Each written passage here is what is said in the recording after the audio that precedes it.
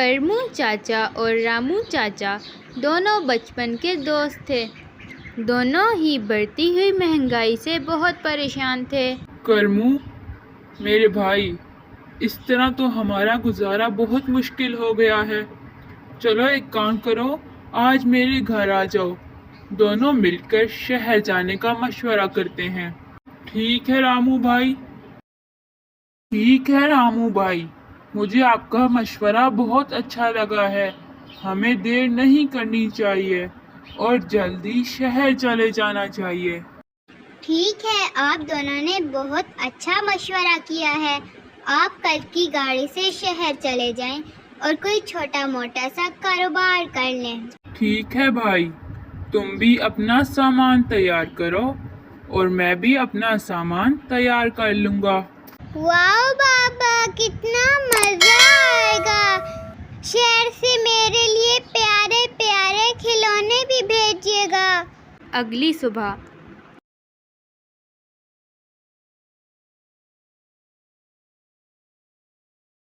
انہوں نے اپنا سامان باندھا اور شہر میں جانے والی بس پر بیٹھ گئے۔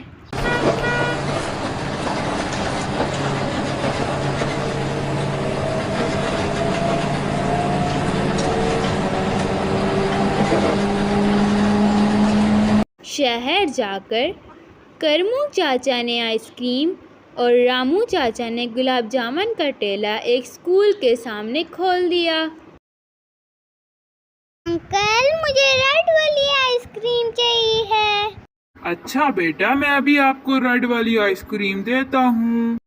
یہ لیں بیٹا آپ کی ریڈ والی آئس کریم۔ انکل مجھے گرین والی چاہیے ہے۔ اچھا بیٹا، یہ لیں آپ کی گرین والی آئس کریم۔ اور دوسری طرف رامو چاچا نے اپنا گلاب جامن کا ٹھیلا لگایا ہوا تھا۔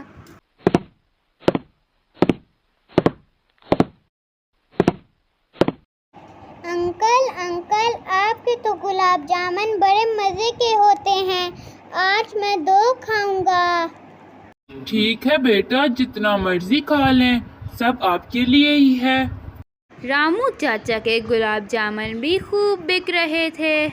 زیادہ منافع حاصل کرنے کے چکر میں آہستہ آہستہ کرمو چاچا نے بے ایمانی کرنا شروع کر دی اور آئس کریم بنانے کے لیے بازار سے سستی چیزیں لانے لگے۔ دن تیزی سے گزرنے لگے اور ان کے گھر والے گاؤں میں پیسوں کا انتظار کر رہے تھے۔ بالآخر کرمو چاچا نے اپنے پیسوں کا حساب کیا تو وہ بہت خوش ہوئے۔ پیسے تو ان کی سوچ سے کئی زیادہ تھے۔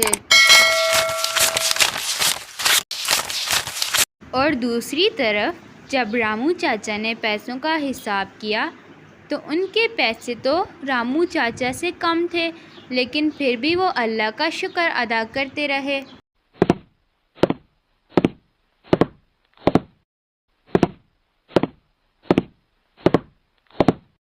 ارے رامو بھائی، اتنی ایمانداری کس نے چیک کرنی ہے؟ ایک کام کرو، گلاب جامن بنانے کے لیے سستا مال لے کے آؤ، دیکھنا تم دنوں میں ہی امیر ہو جاؤ گے، بالکل میری طرح۔ ارے نہیں کرمو بھائی، اللہ تعالیٰ کو ایمانداری اور رزق حلال کمانے والے بہت پسند ہیں، مجھے اتنا ہی منافع کافی ہے۔ ارے بھائی تم اتنا لالچ نہ کرو، میری مانو تو اتنا لالچ اچھا نہیں ہوتا، اللہ لالچ کرنے والوں کو پسند نہیں کرتا۔ لیکن کرمو نے رامو کی بات کو نظر انداز کیا اور چلا گیا۔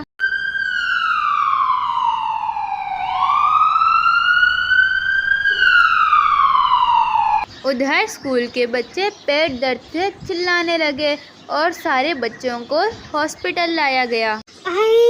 پیٹ میں بہت درد ہو رہا ہے۔ ماما جلدی ڈاکٹر کو بلائیں۔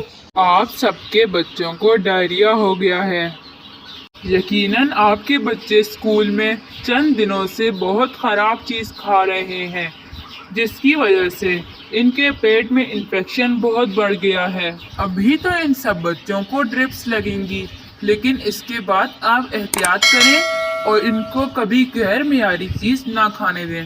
یہ سب سننے کے بعد پرنسپل بھی بہت ناراض ہوئے اور انہوں نے رامو اور کرمو چاچا کو اپنے آفس میں بلوایا۔ دیکھیے جناب، میں نے آپ کو ٹھیلا لگانے کی اس وجہ سے اجازت دی تھی کیونکہ آپ نے مجھ سے وعدہ کیا تھا کہ کبھی غیر معیاری چیز استعمال نہیں کریں گے اور صفائی کا بھی خاص خیال رکھیں گے۔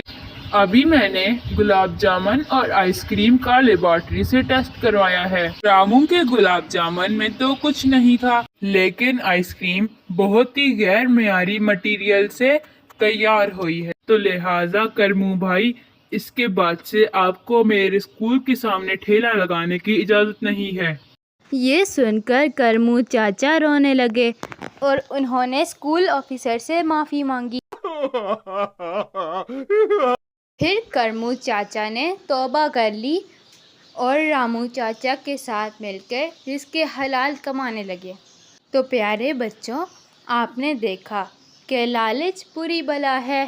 جو لالچ کرتا ہے وہ دوسروں کے نقصان کے ساتھ ساتھ اپنا نقصان بھی کرتا ہے۔ تو ہمیں بھی کبھی بھی لالچ نہیں کرنا چاہیے اور رزق حلال کمانا چاہیے تاکہ اللہ ہم سے راضی ہو۔ تو پیارے بچوں، اگر آپ کو ہماری کہانی اچھی لگی ہو تو کہانی کو لائک، شیئر اور چینل کو سبسکرائب کرنا نہ بھولیے گا۔ اللہ حافظ۔